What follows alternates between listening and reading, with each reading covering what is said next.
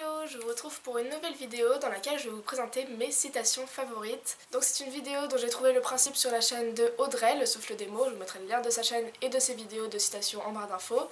Et que j'ai vu reprise sur la chaîne Un livre des mots, donc pareil, je vous mettrai le lien de sa vidéo et de sa chaîne en barre d'infos. Donc ce sont elles deux qui m'ont donné l'idée de reprendre le principe. J'espère que ça vous gênera pas trop que je reprenne le même principe.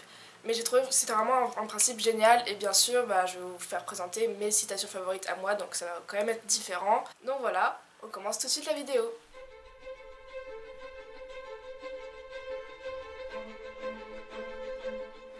Le journal d'Anne Frank, J'erre d'une pièce à l'autre, je descends puis remonte l'escalier et me sens comme l'oiseau chanteur dont on a brutalement arraché les ailes et qui, dans l'obscurité totale, se cogne contre les barreaux de sa cage trop étroite.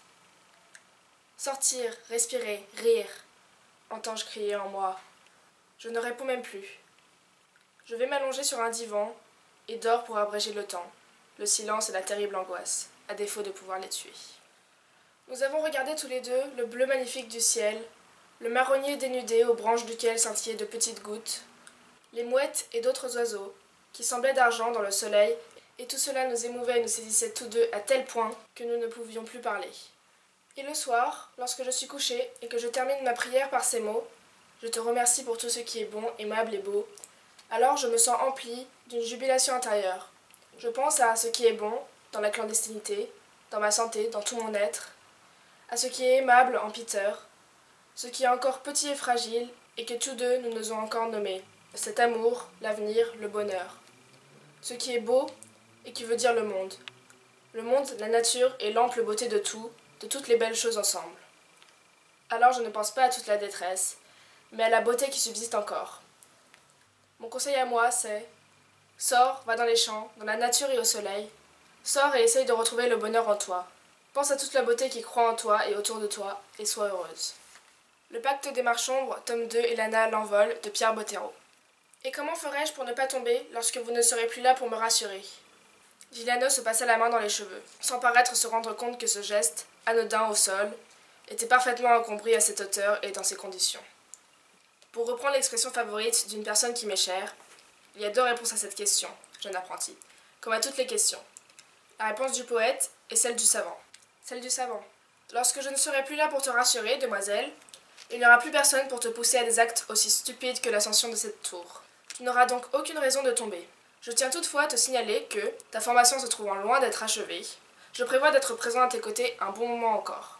Il éclata d'un rire frais, aussi incongru à cet endroit que le geste familier qui l'avait précédé. Elana attendit que la nuit l'ait absorbée pour poursuivre. Et celle du poète, la lune s'était levée. Sa clarté argentée illumina les yeux bleus pâles de Giuliano, lorsqu'il répondit, un souffle d'émotion dans la voix. « Tu ne tomberas jamais, Elana. » Nilem posa les mains sur ses épaules, la faisant tressaillir. « De quelle hauteur es-tu tombée ?» Elle inspira une grande bouffée d'oxygène. Elle n'avait finalement pas si mal que ça.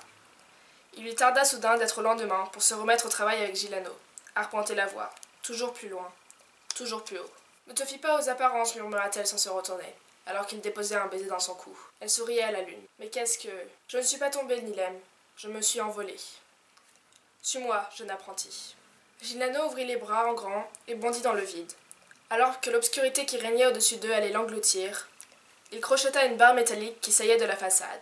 Elle devint aussitôt un axe pour son corps qui tournoya avant qu'il ne la lâche pour s'élancer vers une plateforme à 15 mètres de là.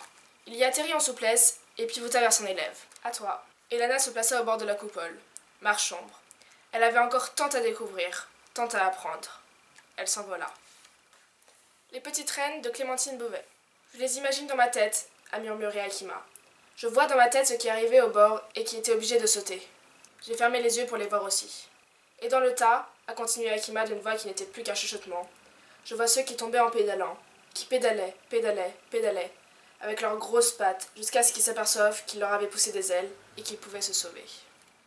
On reste silencieux un moment et puis on n'y tient plus. On éclate de rire, on se plie de rire. Un rire qui monte du fond de nos ventres grassouillets, qui secoue nos bijoux, nos cheveux et nos robes, qui nous force à nous adosser au lavabo. Un rire qui donne envie de faire pipi, un rire immense, libérateur, extatique, nouveau, grandiose. Aussi immense, libérateur, extatique, nouveau et grandiose que le bal qui nous ouvre ses portes et aussitôt nous avale. Et quand on se rend compte de la magie d'un vélo, Toutes ces choses qu'il est se mêlent à nous. Et on sent à la fois l'air qui éclate sur son passage, la route dans toutes ses craquelures, les sursauts du plus infime de ses engrenages, et le sang à l'intérieur de nous, pompé à chaque coup de pédale. Et soudain, c'est un miracle d'amalgame, une seule et même chose, rapide et bouillonnante, et on est dans l'univers comme si on l'avait créé nous-mêmes.